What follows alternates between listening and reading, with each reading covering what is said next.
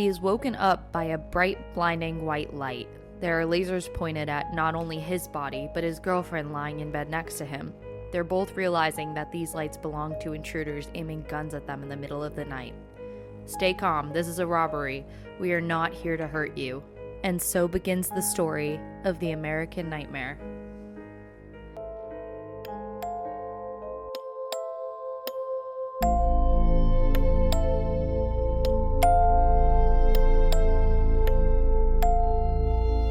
Welcome to Naturally Off Topic, a podcast where we discuss legends, theories, crimes, and more. I'm Megan. And I'm Mariah, and today we're discussing the kidnapping of Denise Huskins with, her boyfriend Aaron Quinn as well. I feel like he needs to be named too. I mean, he's a huge part of this. Not the most graceful way for me to bring it up, though. Well, hello guys. Welcome back to another episode. Thanks for joining us. First, we have to provide a little life update because we're together right now. Yeah. So Mariah came to visit me up in my little town. Actually, I live in a large city, so that's not true. But anywho, and she brought Milo with her, our mascot of the podcast, or one of, I should say, the mascots, because we have Scout and Stashy and my fish. Wow, you're gonna leave out Scout like that? That's just rude. I said Scout and Stashy and the fish. Okay. I like Scout. how the fish are in there. Yeah. So Stashy's never met Milo, and this is the first time they're meeting each other. And how would you say it's going? Oh my god, Mariah? horrible. Like, if you guys hear a or no, it's more like a best Stashy. That's a good one. That is exactly it. I don't know how I did that. That just came out of me. That was not him, guys. That was me. Yeah, so that's what he sounds like. And poor Milo is just hyperventilating because he's stressed out by this cat. So he's currently between us and finally sleeping.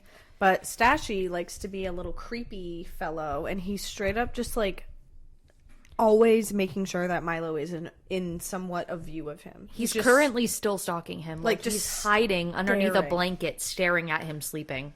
Yeah, so we're hopefully going to be able to go grab dinner tonight and hang out, but we'll see how the animals let us. We will separate them so that way it's not unsafe for anybody worried about the pets, because I'm a worrywart as well. So yeah, and truthfully, I'm more worried about Stashy hurting Milo than the other way Agreed. around, which is the crazy part.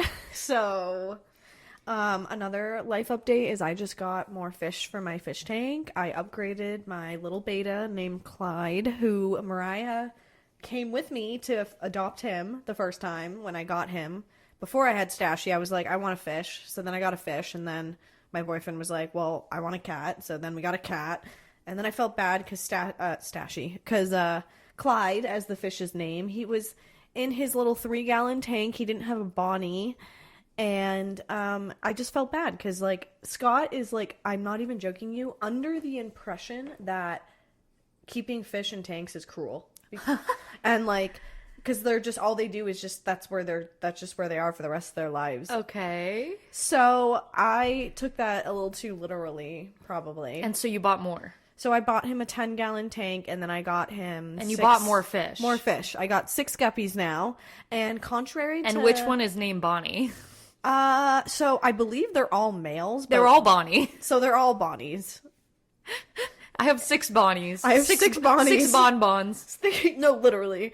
And at first he didn't like them. He was chasing them around, and then he quickly realized that they are a gazillion times faster than him. By the him, she's referring to Clyde, not Clyde. Scott chasing them around the tank. Correct. That would be kind of funny, Yeah, though. that would be. Although Stashy's been trying to get his little paw in there. So, anywho, so that's little animal life update on my end. Anything new for you before you dive into this American Nightmare craziness that I know nothing about? I'm kind of boring. I don't know if I have. I probably do have stuff, but I think that it would need to flow naturally, So Yeah, well, let's get into it. I'm excited to learn about this because Okay. I know nothing about this. So this case is very important to me. This case has given me a passion Like bigger than Maura Murray? Because that one was like really big for you too. I would say this one is up there with Amelia Earhart for me. Oh, okay. And you remember I was obsessed with that one. It's just, this one is just so like wild. And I really thought, so basically the reference of why I say American Nightmare in the beginning is because where most people... There's a Netflix documentary. It's called American Nightmare, and a lot of people were obsessed with it when it first came out, and it introduces everybody to the case. And you really think that it stops there. It's a 3-part docuseries, and it's really good. But then when I was diving more into it, I was like, oh my God, Netflix? Not only did they leave out a lot, like for time's sake, but I felt like they also kind of like changed around some facts and stuff like that and timelines. I don't know, like I'd have to rewatch it again after knowing everything, but like when I would take notes and I would look into things, I was like, wait, but that's not what I wrote down for the notes. And I'm like, it's probably because they condensed it and there's just so much information that they definitely couldn't fit it all there. Yeah, you literally, just for reference, everyone who's listening, she has a literal packet. I mean, I do too. We both do whenever we have stories. Right, but it's interesting you bring up the Netflix part because I've genuinely always been trying to stay away from Netflix documentaries because, one, I'm like, everybody knows about it because it's on Netflix. So it's interesting to see the other side that you picked a topic that maybe you heard about. It sounds like you knew about this before the Netflix documentary. I didn't. Oh, you didn't? I didn't. This documentary actually came out maybe a year or two ago or something like that. And I had watched it. Totally forgot that I watched it, actually. That's a whole other tangent where I literally was watching it, taking notes, feeling like this was my first time watching it. And then by the time we got to the 3rd episode and I saw someone new come on the screen, I went, wait, oh my God, I did watch this before. Oh, and I was like, that's embarrassing. Okay. I was like, I guess I completely forgot that I watched this. Interesting. Okay, so all right, let's get into it then. So what I have in front of me that Megan is referring to is I have a little bit of notes that I was working on originally, and then I thought, okay, this is getting very out of hand, so I started working on like a pinpoint slideshow note sort of thing, and then that was kind of getting out of hand, and I have notes on my phone, but then I came across the good one. It is a 53-page official document that the United States released. It's an affidavit for a warrant. We'll say I'm not giving away things. And so this has like all of the meat and potatoes, as they would say. And it's good because it's more straightforward to where I was finding in a lot of situations where facts were just like changing and stuff like that. And I'm like, it's just a game of telephone. Did you notice that? Oh, yeah. I mean, I feel like any story that, I mean, I last one I did was a conspiracy around the Illuminati. Right. So, like, we all knew that those maybe weren't facts. They were obviously conspiracies. But like, they were facts to me, but that's fine.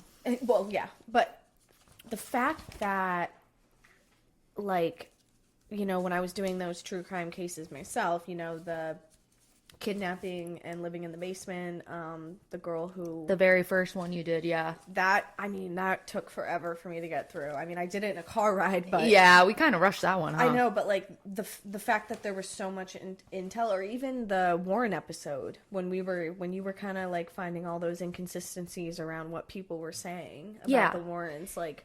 And I don't think people do it on like, purpose, because... I'm sure I've probably said things that I got wrong too, but it's like, it's just kind of nice to have like an official document where someone was like reviewing like and taking down notes of exactly what happened as it happened. Do you know what I mean? Totally. So anyway, let's get into it because I fear I may give away stuff before I even start because I get so excited. So the night that we're referring to, we are referring to March 23rd, 2015, around 3 a.m., okay? Aaron Quinn and his girlfriend of 7 months, her name is Denise Huskins, They were in bed together sleeping, and like I said in the intro, they were woken up by these white lights flashing in their eyes and these lasers attached to what they saw as guns. And so immediately, one of the men calls them by their names and tells them to lie face down on the bed. Then when they do, the man tells Denise to tie Aaron's hands behind his back with zip ties that he places at the edge of the bed, and tells her to also tie his feet together. And then she complies. She's remaining calm, and the guy is complimenting her as she's doing so. And then once Aaron is tied up, she's then instructed to move to the master bedroom closet. So once she does so, then she is tied up in said closet. And then Aaron is told to join her and hop over to the closet. Literally hop over. So he goes in there as well, and swim goggles are placed over their eyes, and they have duct tape over them. So the swim goggles are like blacked out and they're not able to see anything. Not to cut you off as you're telling the story. So at this point, Denise is not tied up when she went to the closet. She wasn't when she went to the closet. Let me just double check and verify that. I want to make sure. But her boyfriend was. He was. Yeah, she's the one that tied him up. Right, and then they by force, obviously. Right, and then they go to the closet. Yeah.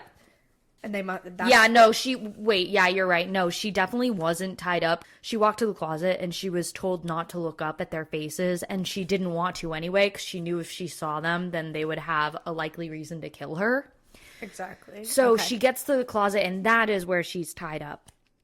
And so Aaron hops over as well, and they're both given these swim goggles over their eyes so they can't see anything. And when they're in the closet, they have a pair of headphones placed over their ears. And so these headphones start to play this sort of wind chime music and like soothing music. And then yes. And then a pre-recorded message comes over the speaker the headset that they're listening to. You know what this is reminding me of? This is reminding me of the Toy Box Killer. Yeah, right? With the video ahead of Except time. this is like headphones, and they're like literally in the room. So they did say, by the way, when they first came in, this is a robbery. Like, we're not here to hurt you. You didn't do anything wrong. So that's what they had been told, and they're complying with all this. And so they're getting this pre-recorded message, and it's using Aaron's name in it, and it's telling him what's going to be happening. It's telling both of them what's going to be happening. So Aaron says later on, when he's retelling this story, he says that he heard a whisper when he first put the headphones on that said something along the lines of, "Aaron, run to the window," in like a quiet voice. As if to pretend that someone outside of the headphones was saying it to trick him into like moving fast so that way they would like hurt him. I don't know. It was an odd theory. That's his theory.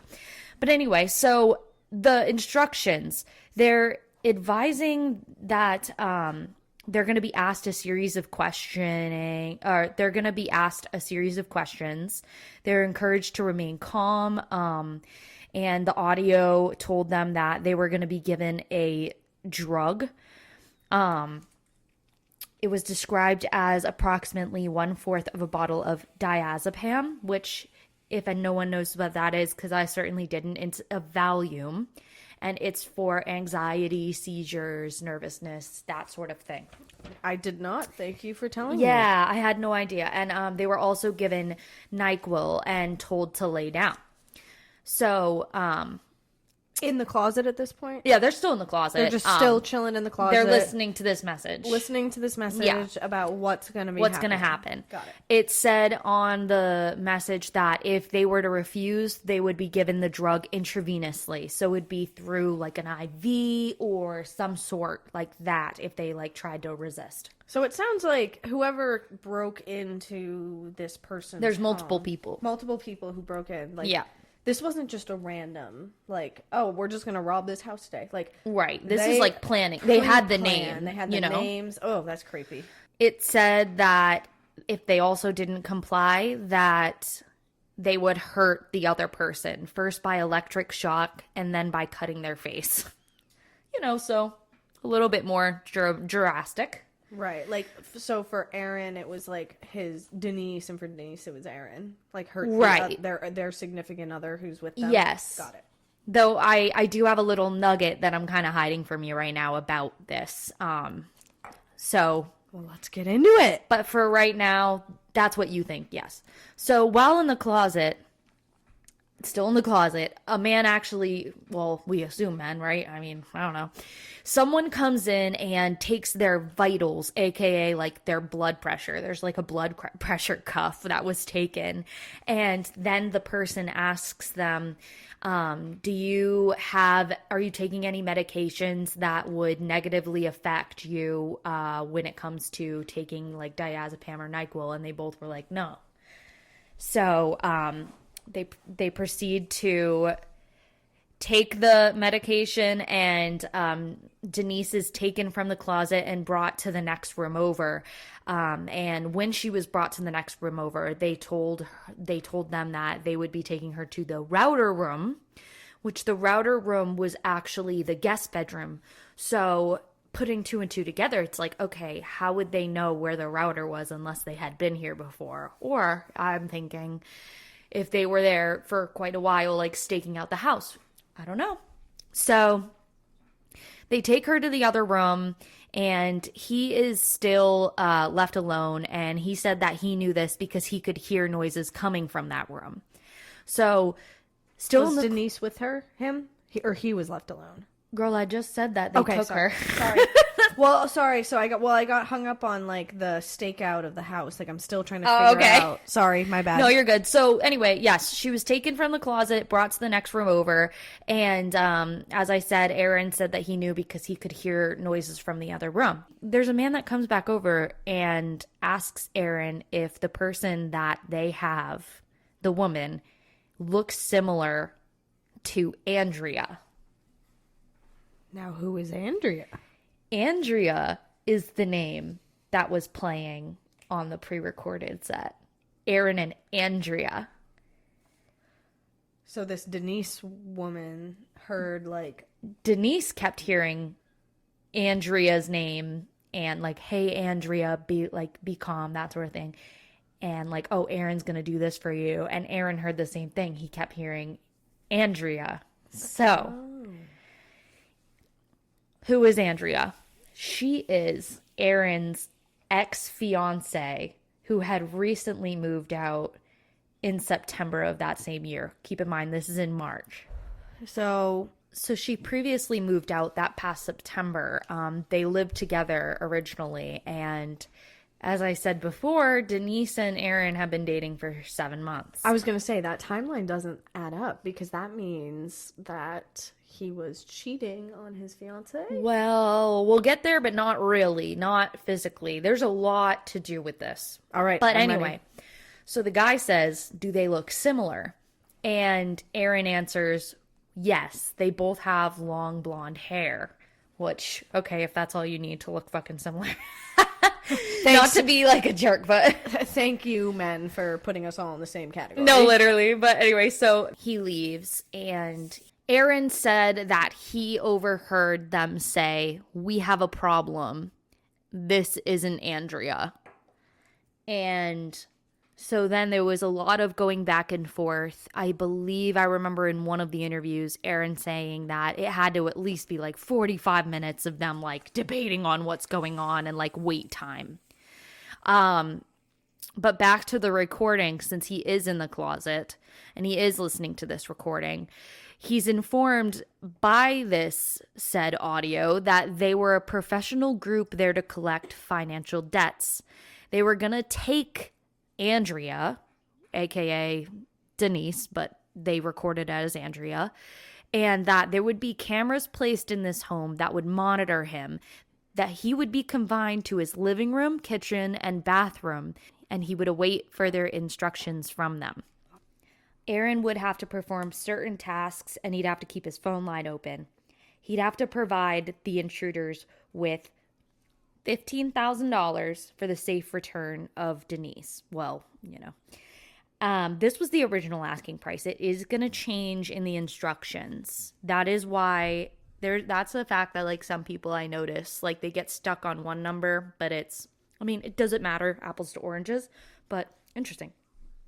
So on the recording, he was also advised to call into work sick and that he would need to cancel plans for the next 48 hours. And he'd need to sext. He would need to sext. S-E-X-T. No. He would need to text okay. From Denise's phone to call in sick for her as well. Which, how kind of you, I guess? Well, maybe not raise red flags, right? I feel like that would raise red flags. Like, yeah, the boy. Well, with her phone, though. Oh, with her phone. Text, okay, yeah. right. Oh, yeah. Then in that case, then, yeah. Yeah. Then the man that had been talking to him asked about his vehicle keys and if there was any tracking or navigation systems in the vehicle. They informed him that they'd be taking his vehicle and leaving it somewhere on Mare Island. That is the place where they lived. Mare Island is in Vallejo, California. And so they were saying they're going to leave it somewhere in this area. Where is this taking place? You might have mentioned it at the beginning of the podcast. I actually don't think I did. So that's why I said it just now. So it's in California. Yeah. So it's in Vallejo, California, Mare Island, which is like a little like peninsula off of Vallejo. They said they would leave it on the island. And they had Aaron give out all his Wells Fargo checking account information, his Chase Bank credit card account information, login information for his Comcast and Live email accounts, and the password to his Wi-Fi router in the residence. They asked him for the access to his laptop. They later took the laptop. And after having these conversations and listening through all of the recordings, they then took Aaron downstairs and placed him on the couch, where they then bound his ankles with tape, and they brought down clothes for him. They left scissors on the counter to help him later cut himself free. So, as they said earlier, he was not allowed to leave the area that they would tape off with red duct tape. They set up a camera in the corner of the room and said that he was going to be watched the whole time. There was this red beeping sound that kept going off, and during CrimeCon, that's one of the interviews I heard, he said that he actually got annoyed. He got annoyed with the noise it was making, and he said, "Is that noise gonna continuously go? Because it's gonna drive me nuts." Literally, I'm thinking, and they're like, "No, it'll be configured in the morning." Like, you want to know what's also crazy? The fact that you just said CrimeCon, I'm like imagining, like, it was literally a panel. Like, it was a panel. Oh, Jesus. So anyway. This is true. This is, what I'm saying is true. So anyway, then the, Aaron, he asks the person he was talking to for a blanket because he said he was cold. And the man that had conversed with him said, "Oh, well, we wouldn't know how cold it is because we're wearing wetsuits." You can gauge it. Like, wetsuits don't, like, keep you that warm. That's your response? Like, what? That's your response to we're wearing wetsuits? Not why are they wearing wetsuits? You're like, there's other ways to gauge if the warmth of a place. Sorry, I'm also watching my cat harass my fish, and I'm trying to make sure he doesn't kill them, so I'm slightly paying attention. Why are you not confused that there's robbers wearing wetsuits? Is that not weird to you? Yeah, actually, now that you bring that up, yeah, that is a little odd. Was there, so at the home, is there like a pond or some type of... Are you kidding? We just had to take a pause because I was yelling at Megan because I couldn't believe... She's still... Okay, so now we're still... No, we're in the heat of it still. She's like, well, wait, no, seriously, was there a pond? And I'm like, why would it matter? Why am I kidnapping you in the pond? Am I? What? Oh, why? Oops. Maybe What is wrong with you? No, but like maybe there is like a body of water like near that maybe there's something that he hid in the water that they need or want. Is all I'm saying. So maybe that they're on Mare Island, but what would that matter? Oh, she's so heated she drops her mic. It's an island though. It's not like they have to swim to the fucking island. Well, maybe. Oh, okay. Hear me out. It's literally in Vallejo, California. There is all like, and why would they need? Maybe they parked their boat offshore and they were swimming. Girl, be so for real right now. I'm adding conspiracies to this story, is what I'm doing. Megan, if you're a kidnapper, why would you wear a wetsuit? Well, DNA, Megan! DNA! Oh, you know the answer. Okay. Yes! Sorry. Oh my fucking god. Sorry. I thought I was trying to come up with different ways and reasons. Oh my god. Anyway. Wow, I lost where I was because of that. Hold on. DNA evidence. I never would have thought of that. That's what I assume, right? So anyway, so after they leave, they had put Denise in the trunk of the vehicle and they took the fuck off. So Aaron then fell asleep because of all the sedatives that he was on, and he wakes up at like 7-ish, and Megan's cat's literally gonna kill the fish. Getting yelled at. Was there a pond? I'm still getting yelled at. We are getting merch that says, "Was there a pond?" Yes. I am flabbergasted. Anyway, we hear the low tones. I heard the ooh. So he wakes up at like 7. Did you hear? I wonder if the mic can pick that up. No, he wakes up at like too low. 7 a.m.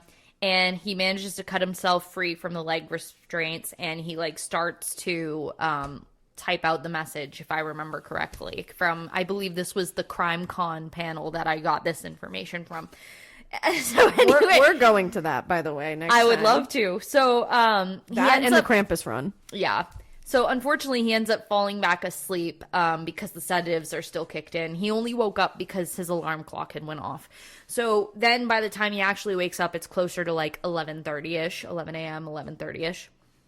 And that's when he's finally able to text work for both of them. Doesn't even call 911. Is like, I need to tell work I'm not coming in. No, the kidnappers said if you do anything, like if you are not allowed to call the cops, you're being monitored. Remember that? There's a camera on him. Yep. When he woke up, he saw there was the red duct tape all around him, and the camera was sure enough in the corner of the room. So he did as they said, and then he also noticed an email message to his live.com account from his Comcast.net account. Get it? Because the kidnappers are using his personal email to message his other personal email, so it's not coming from theirs. Right. So this email is demanding 2 payments of $8,500.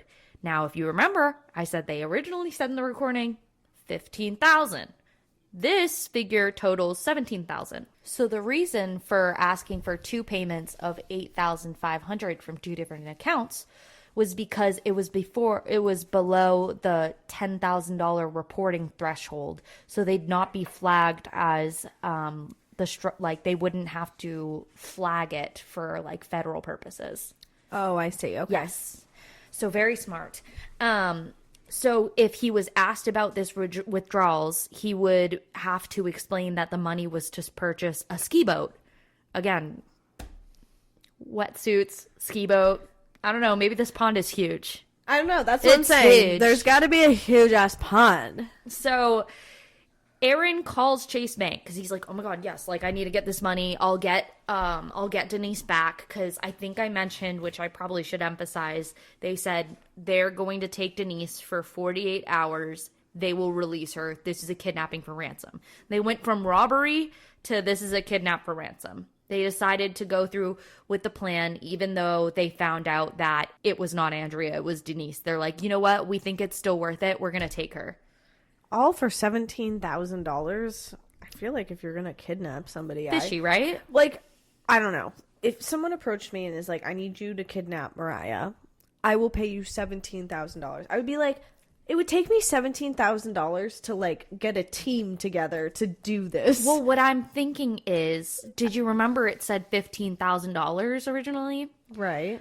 Now it's $17,000. Did they look at the bank account information and see that he had more money? Right? Because they had the account information, so maybe they originally thought he had $15,000. I'm just saying, though, in 2015 in California, if you're going to Right. kidnap someone for ransom... But if you look at their you would account... do $1 million If you look or at their something. account and they don't have the money, though, do you know what I'm saying? Right, and Then that's... there physically couldn't be anymore. Well, that's why this whole thing is fishy. They Right, it's obviously- fishy. They picked this Aaron guy for a reason. They obviously had misguided information. They thought it was Andrea, it wasn't Andrea. And all for, again, the $17,000 number, which, again, I feel like I wouldn't do it for $17,000. You got to do it for at least 50 or more. Well, on the account of, they said that they are a financial group who repays debts. So they were hired to do this. That's what Aaron claimed in this story. So somebody out there probably doesn't like Aaron very much. Maybe. Well, or Andrea, because apparently she was the target. She was going to be the one that was kidnapped.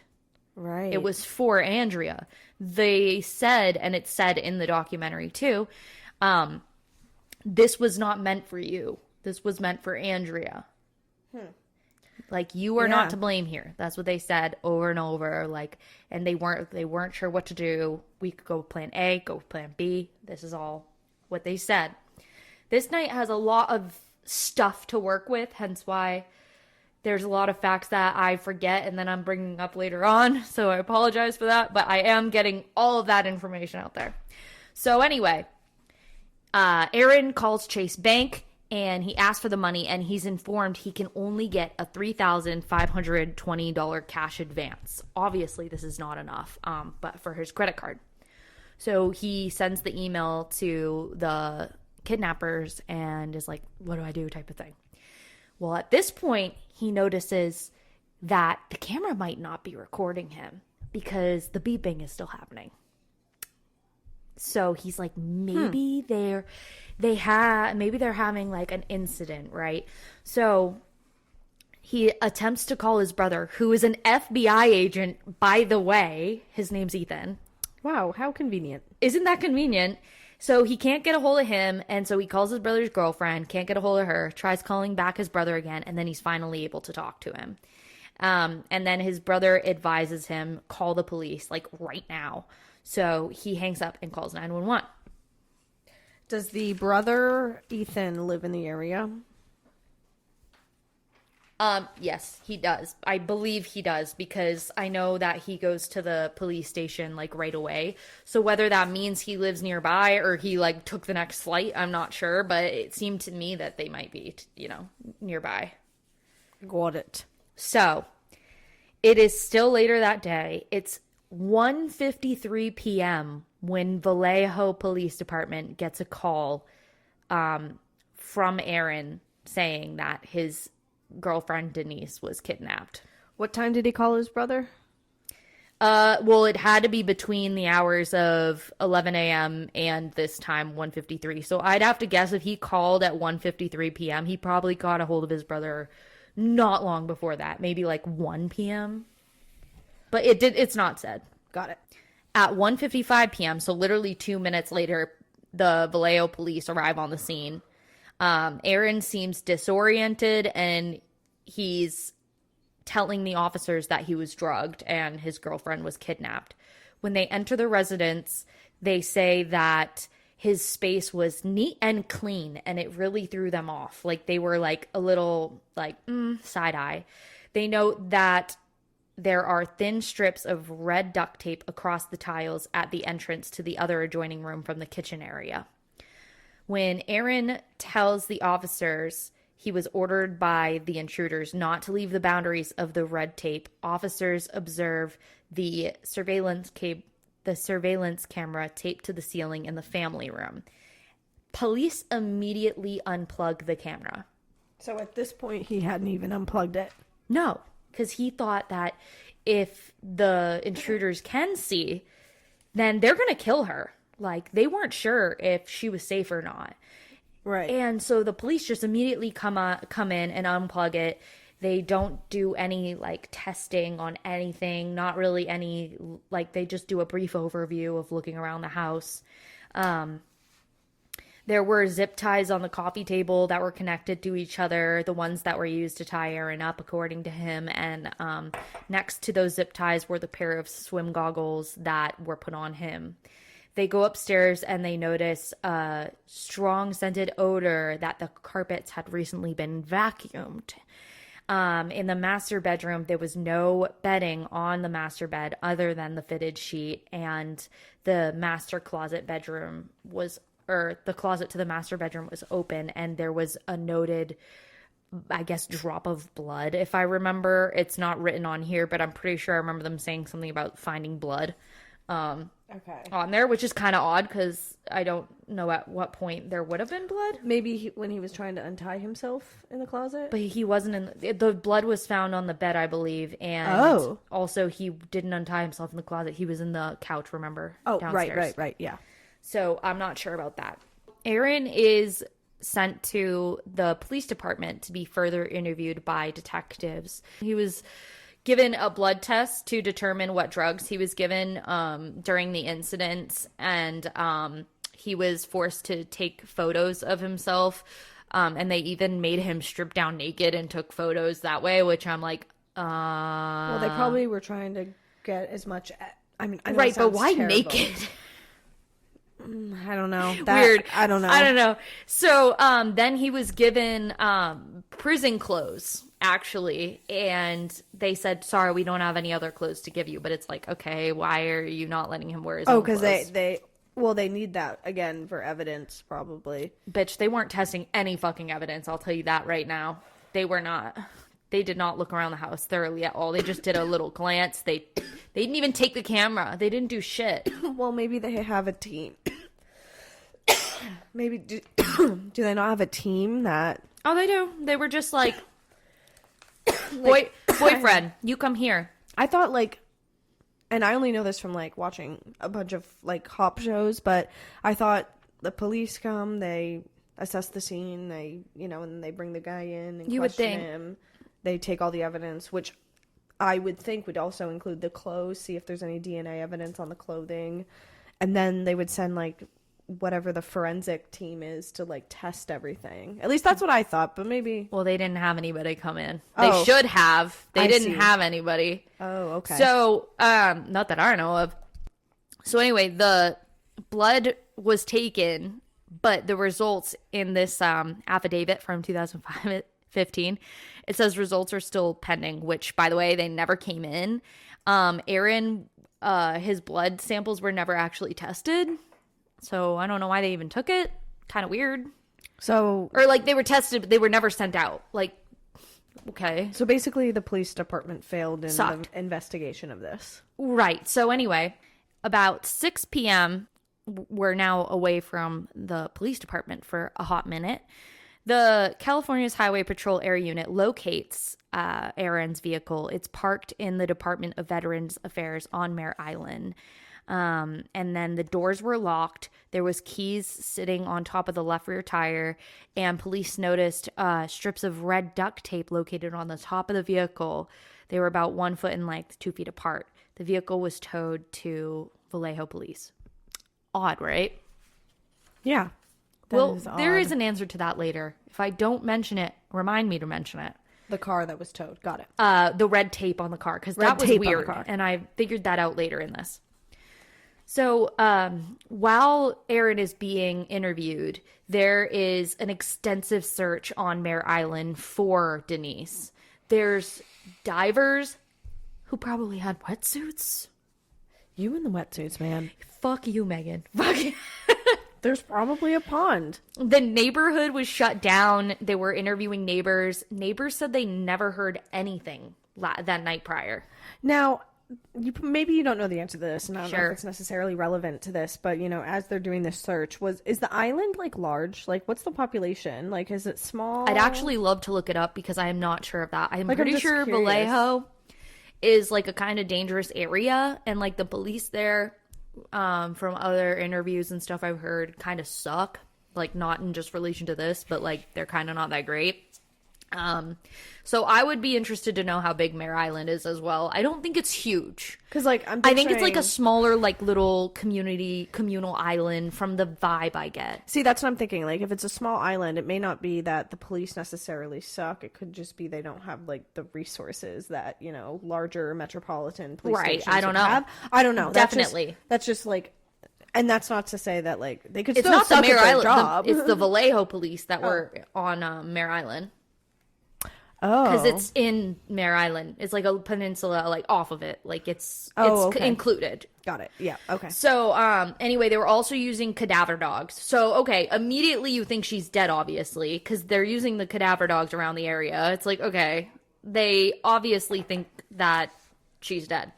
So, around 9 p.m., the Vallejo police request that the FBI assist with the investigation. Okay. Ethan, let's go. Yeah, you would wish, but no. He's too close they to the actually, case. Yeah, they didn't even they didn't even let Ethan like talk to his brother or anything, but it is funny that you make that note of, oh yeah, you can't be close to the case because a separate player comes in later on. T. So, back at the police station earlier on, what's happening with Aaron? What's happening with this investigation? What's going on in the interview? He's stripped down. He's in his prison outfit now. And he is investigated by a Detective Matt Mustard. That is his name. Does he like mustard? He's a fucking bitch. I hate this guy. So... he asks Aaron the whole story or whatever. He asks what events happened before the kidnapping. And that's when Aaron explains that he and Denise, like, she didn't want to come over. They were having some trouble in paradise.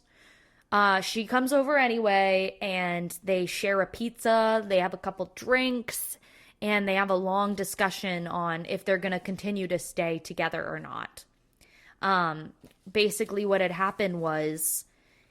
about a month prior to this break-in, Denise felt something was fishy, and she goes on Aaron's phone and finds text messages that he sent to his ex-fiance, Andrea, saying, like, hey, I still care about you. Like, I kind of want to work things out with you. Like, I would potentially leave Denise for you type of thing. Wow. Yes. So that's where you kind of meant he didn't cheat, but he was looking to leave her. Well, Denise, yes, potentially. Denise felt he's emotionally cheating on me. Like, yeah. They all actually worked together. They all worked at Kaiser Hospital in the same unit as physical therapists. I'm not sure about Andrea, but both Denise and Aaron are physical therapists. It always be them physical therapists that cause them problems. That's actually where Denise and Aaron met. They would like go to social gatherings and then they would like hit it off. And so when things with Andrea and him didn't work out, they like started to kindle things. And it was just tea. So even after Andrea and Aaron went their separate ways, which, by the way, they went their separate ways because Andrea cheated on him.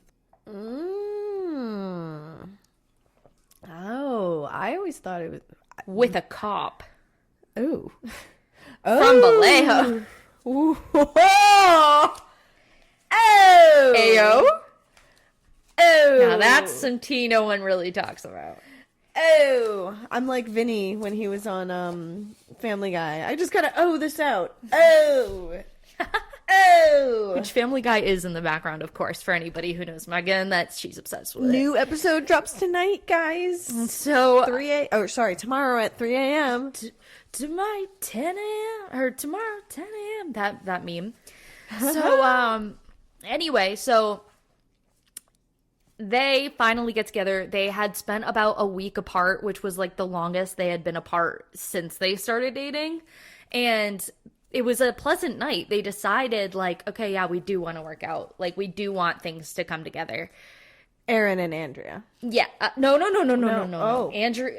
Aaron and Denise. Denise, sorry. I was still caught on. They had the pizza, remember? They had the pizza together. They shared the pizza. They shared. Okay.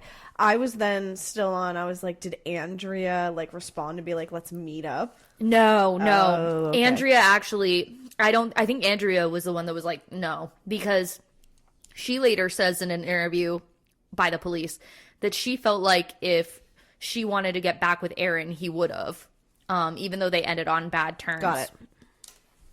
So Aaron started to go to therapy after that, and he realized like Denise was the one he actually wanted.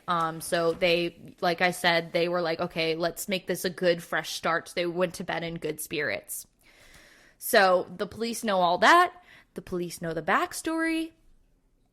Now, what is the response that fucking Mustard has? Okay, I will now read to you with Megan the conversation that took place between Aaron Quinn and Detective Matt Mustard at Vallejo Police after Aaron finished retelling the story I have relayed to you up to this point. Got it. Megan will be Aaron and I will be Matt. And I realize I can play a piece. I could just play the audio here, but I thought it would be much more funny if we became these people. Oh, okay. So you're gonna gonna be kind of fun. All right. So you're gonna have to pass. We're gonna the act. script. Yeah. So all right. we'll act I'm together. so excited. You better be good at reenacting, okay? So you're gonna be Aaron because it's really short sentences and you can't fuck it up. No, I'm just kidding. Fair. Because I will fuck up my lines. That's fine. All right, ready? You treat Aaron with respect, but if I'm Mustard, I'm giving him the grime. I'm ready. All right. I'm gonna take a chug of my champagne. Post-edit Mariah here. I think I need to stress again. We are not good actors. Well, Megan is. I'm not. And this scene, I just shouldn't have even done. I should have just included the clip. But you know what? Maybe someone out there will like it. So that being said, I have deepened our voices because I just can't stand to listen to it at the normal playback. So if this is too uncomfortable for you guys like it is for me, feel free to skip forward like 30 seconds to a minute in the podcast. And yeah. Listen.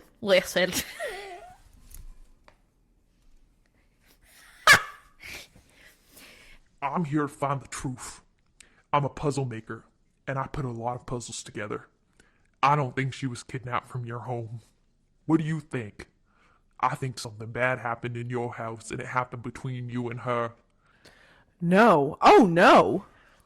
Do you think people kidnap people for $20,000? I don't know. They don't. I know. No, they don't. And they're wearing... What, did they swim in wearing their wetsuits? I mean, come on, man. It doesn't even make freaking sense. So now, I get out my puzzle pieces, and I'm starting to figure it out. Okay, how do I make it look like? So you're the monster. Do you know that the comforter was missing off your bed? That's what the police officer told me. Blankets are missing? Yes. Why do you think the blanket and comforter are off the bed? As the frogman, why do you do that? To take the body. I'm assuming that's what you're getting at. So, it's obvious to me that whatever happened in that bedroom. Maybe she overdoses. Are you playing with prescription drugs from work? It's okay if you are. I'm not. And you take too much and she overdosed and you're like, shit, what am I gonna do? I can see that happening too. That didn't happen. But there's blood in your house. There's blood? Yeah, I don't know if it's yours or hers. I'm gonna assume it's hers. I'm gonna presume that she wasn't alive and kicking when she left the house. I don't know, maybe you call Andrea's name out in sex, and she got pissed, and you carted her ass out of there, and you dripped her blood going down the stairs. And they did not come into your house and kidnap her and take her for ransom. That did not happen. You sat for hours and hours and hours trying to figure out, oh God, what am I gonna do? But the longer she stays wherever she is and she begins to rot, the more of a monster you look like. Tell me the truth about what the hell happened. I didn't do anything. I didn't. So what? What's the next stage here? Give me a minute. Let me think about what's next. Also, I had a terrible country accent. So sorry. I'm from Maine. I should be able to, do the southern. Okay, so before we dip into part 2, which y'all bitches got to stay tuned in for next week to listen to that episode, but I just have to say, you were very, confused about, some of the... Not confused. You had opinions about the wetsuits, too. And, I'm not going to say... I know you said he's Not kind of an wetsuits ass... again. I know you said that he's an asshole, but Matt doesn't not make sense, Matt Mustard. He is immediately. My issue with him is, why are you saying no? You're lying. You do not know that because he's investigating him. He's trying to get him to break. That's the first thing they do. They always investigate the significant other first. I understand that, but they weren't doing any other work. They were not. They were looking for presumptions, being he should have been in that building, in that room. I tested the blood; it's her blood. And then that would have made sense. But to presume something, they proceeded to do this shit to Aaron for 18 hours straight. Well, they were trying to see if they could get him to break. That's how they do it. But I will continue because this was I will continue because we should probably finish up. I know I was going to finish up there, but we really should probably end to where we're done with. Well, okay, I'll get there. Guys, you have to listen a little bit longer. Just a little bit longer. Then you'll get part 2 next week.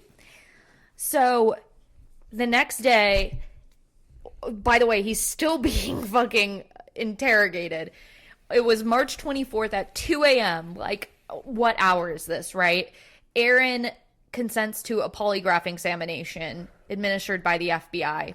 Which this can't guy be upheld in court. Peter French does this, and he comes on after they go into a room, and Peter says, "There is no doubt you failed this test miserably." Oh, and then they have a long discussion, but I'll say I wrote a quote from the documentary because I couldn't believe it. So you're going to get another acting from Mariah.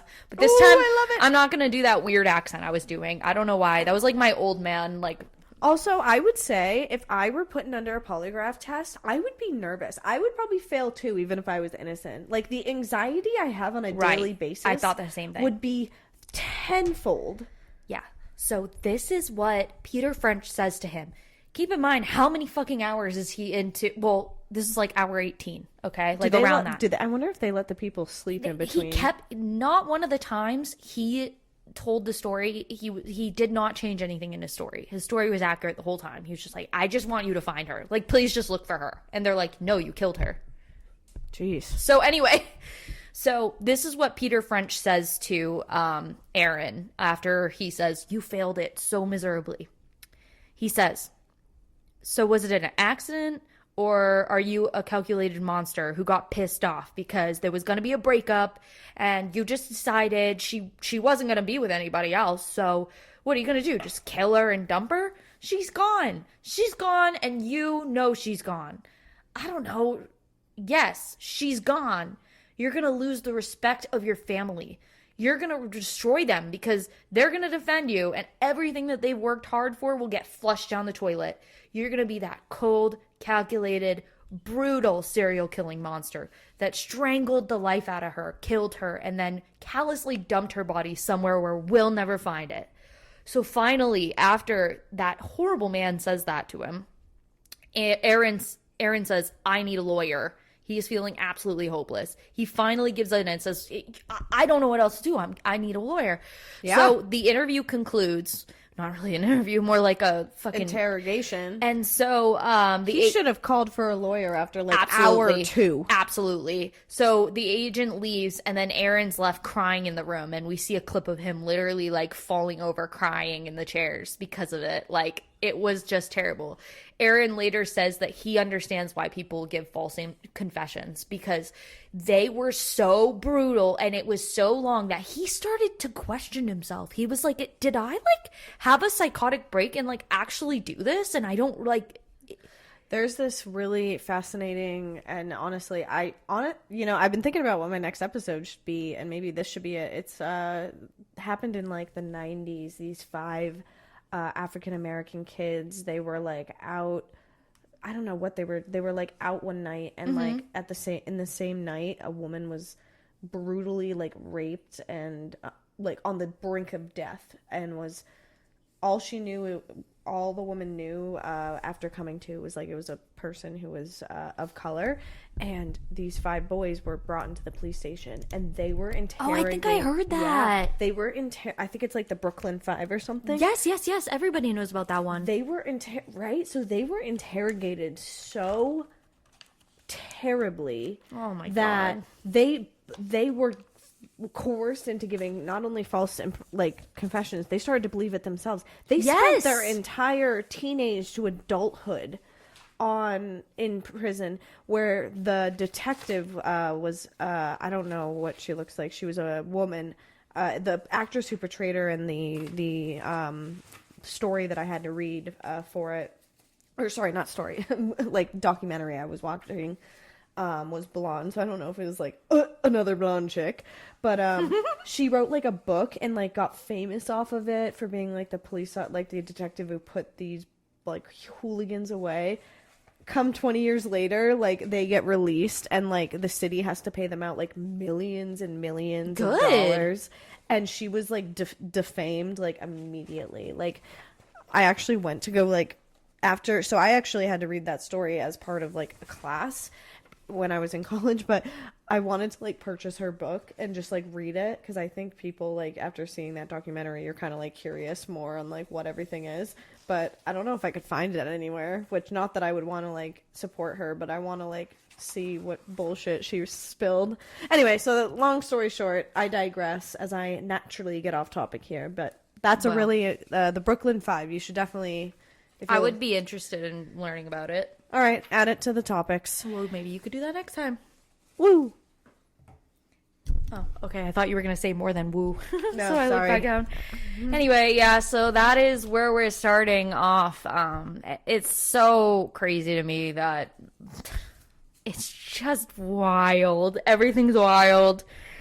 Apparently Megan doesn't think that the wetsuits are crazy, but I did.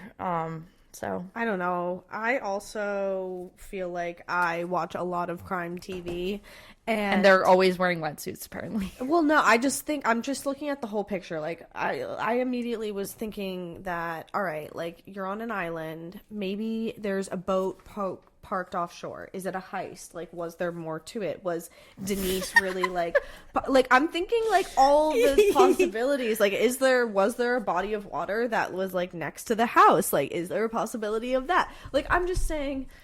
At any point in the story so far, do you think that hearing the entire story is Aaron lying?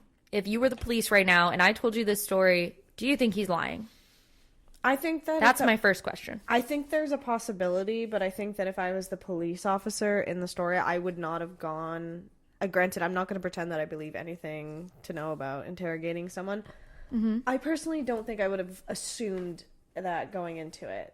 I would have spent more time trying to collect DNA evidence from his clothes, from the house. I would have tested that blood immediately. I would have a damn camera. I would have taken the entire fitted sheet off. I would have literally had a black light in that fucking closet. See if there's not the black light. I don't know, DNA evidence. I'd be swabbing that entire closet. I don't know. Even if nothing comes up, that's what you have to do. You have to take the time and the care at each crime scene to really articulate. And then I would interrogate the spouse, because that is part of what you would do. Well, naturally. And he knew that he would be interrogated too. But everybody knows that. And maybe I would try to crack him a couple times with the you absolutely did it, but 18 hours is crazy. I would, the fact that even he was questioning it is crazy.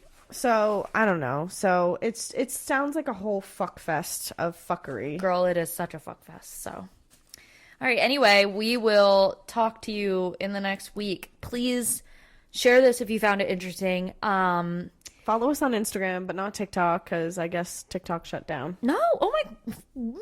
Is it back up again?